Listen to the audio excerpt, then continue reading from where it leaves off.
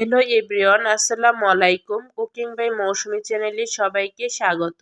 একদম রেস্টুরেন্টের স্টাইলে বাসায় কিভাবে বোরহানি তৈরি করবেন সেই রেসিপিটি আজকে আপনাদের সাথে শেয়ার করব। ইফতারি খাওয়ার পর যদি এক গ্লাস ঠান্ডা ঠান্ডা বোরহানি খান তাহলে সারাদিনের ক্লান্তিটা দূর হয়ে যায়। বোরহানি বানানোর জন্য প্রথমে নিয়েছি কিছুটা ফ্রেশ পুদিনা পাতা, নিয়েছি কিছুটা ফ্রেশ ধনিয়া পাতা আর নিয়েছি 2টি কাঁচামরিচ।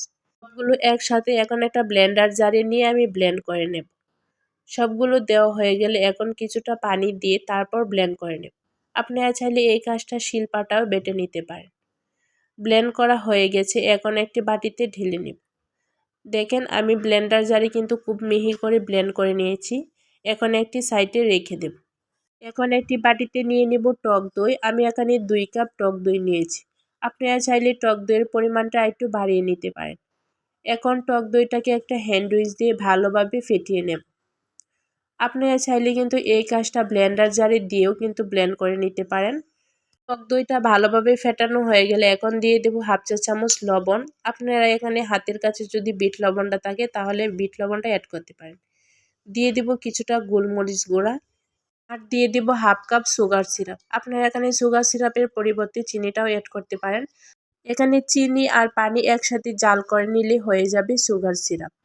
এখন এর মধ্যে অ্যাড করে দেব আগে থেকে ব্লেন্ড করে রাখা পুদিনা পাতা আর ধনিয়া পাতার মিশ্রণটা। এখন দিয়ে দেব 1 ফালি লেবুর রস।